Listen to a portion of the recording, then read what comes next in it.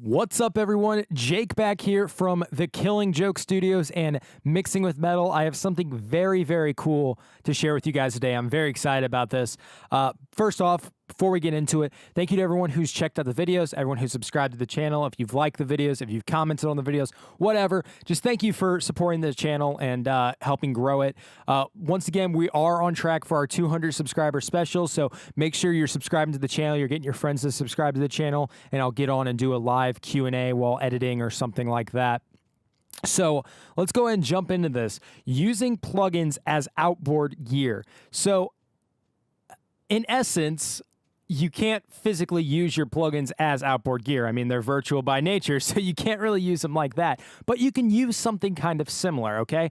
I was in Pro Tools, and I was looking, and I had all these buses available. I had all these preamp plugins, and I had all these, you know, other plugins, and I'm sitting here, and I'm like, I want to buy SSL channel strips, and I want to buy a bunch of Neves and all this stuff. I wanted to buy all this stuff, and I'm like, but I have plugins that maybe don't do the exact same thing, but they do something similar, and I rarely use them. I don't like, when I'm mixing, I don't really think about using a preamp plugin. So my thought process is, well, how can I simulate recording through, you know, multiple Neves at once without actually having to buy, you know, $30,000 worth of Neves? So that's kind of what I have set up here. And as you'll see in a minute, I have it set up for drums in this case, but you can set it up for absolutely anything for vocals. If you want to, you know, say for instance, you want to record through like an 1176 or something. I have like 3 1176 plugins, be able to pop that on and be able to use it like I'm recording through an 1176. So let's jump in. Let me show you how this is working. So if you see here, I have my drum tracks, right? And then I have a bus that corresponds, or an aux input that corresponds with each drum track. So I have overhead, record, overheads, hats, record, hats, so on and so forth, all the way down. And on these, I have things like virtual tape machine, okay? Or in the case of the overheads, I have a little bit of the SSL channel strip, right? Can't afford a channel strip, definitely can't afford a tape. So I'm kind of simulating what that would do. So how is this working? Well, what I have going on is, instead of my audio tracks, normally I would have the input of the audio tracks correspond with my audio interface or your preamps or whatever system you have set up. Generally, that is how it works. But instead of doing that, what I'm doing is I'm receiving, the aux inputs are receiving their input from the interface, okay? So the audio is coming from the mic into the computer, into these aux inputs, and then it's going out of these aux inputs and being recorded onto these tracks, okay? So in here, out here, in here, onto the track, okay? So what that allows me to do is basically record plugins in real time, okay? As if I was, say, recording to tape, or if I was recording through an SSL, right? So that's what it's allowing me to do. So what's the point of this? You might say, well, I don't really want to go through the routing setup, and it kind of seems like a pain. So why would I do this now when I can just throw the plugins on later? Well, something I mentioned earlier kind of ties into it, is that when I'm mixing, I'm thinking about EQ, I'm thinking about compression. I'm not really thinking about virtual preamps or things like that. That's not really going through my mind, and maybe it should, but it simply isn't. So this is a solution for me. And number two, it helps you make decisions earlier on in the process, okay? And what that allows you to do is start seeing an overall picture of your production much quicker, okay?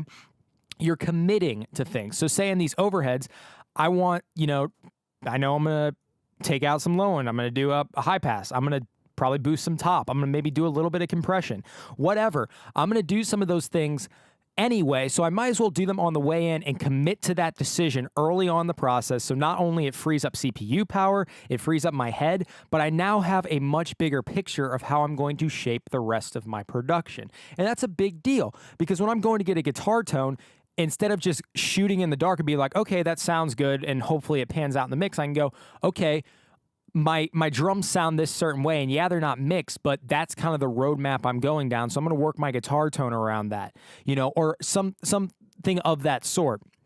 And it allows your production to take shape much quicker.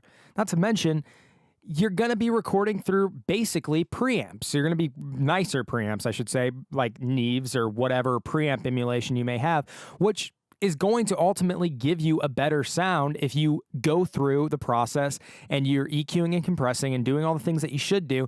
Ultimately, it's going to be as if you're going through. Now, I'm not going to say that this is a viable solution for, a tire rack of Neves or APIs or anything like that, a nice set of preamps or actual tape machines or SSL channel strips or anything like that. No, it's not the exact same thing, but it gives you something similar, and it allows you to make decisions earlier in the process to let your production take shape much earlier. Not to mention, when you sit down to mix and you go ahead and you see no plugins on it and it's already sounding pretty good, you're going to be much more confident approaching that mix and probably end up with a better result. Because I don't know about you, but there's something when I have, 7 or 8 plugins loaded up going, wow, maybe I did something wrong. And I start losing confidence in myself, and I start doubting that my abilities in mixing, I start doubting my abilities in production. So the more I segment this up and break it up, the easier I can just go, okay, cool, little EQ, little compression, maybe a little bit of saturation, 3 plugins, boom, next track. 2 plugins, 1 plugin, whatever. Just less plugins, easier to get done what you need to get done. It helps workflow out, and it helps you get a better product in the end. So I think this is very cool. Again, you can apply this to drums, you can apply this to guitars, bass, vocals, anything. Like I said earlier, you want to record through an 1176. I have a bunch of 1176 plugins. Just throw one on one of these buses and record and commit some compression on the way in, like a lot of tracking engineers do, without actually having to own an 1176. Now, this is more applicable to Pro Tools, and a lot of other DAWs, they actually allow you to do input plugins. So you can record 2 plugins on the way in, which is a really cool thing. Pro Tools doesn't allow you to do that. Yes, you can go up and commit. In Pro Tools 12, you can go ahead and just commit the tracks, and if that works for you, that's fine. That doesn't really work for me. I don't like it. What I would rather do is just record it and then just hide these tracks and call it a day. So I think this is something really cool, and I'm really excited to use it more and see how it pans out. So let me know if you guys are going to throw this into your workflow. Let me know how it works for you, and if you're excited to try this out, and if it's something that is going to help you or has helped you get better products in the end, or maybe that you've experimented with this before or something like that, just let me know in the comments below. Once again, thank you guys so much for tuning in, watching the videos. I hope my my little tutorials and my little tips are helping you guys get better productions. Make sure you leave a comment below, like the video, subscribe to the channel. We're on track for our 200 subscriber special where I'll get on and answer some questions. So once again, thanks so much, guys, and I will see you next time.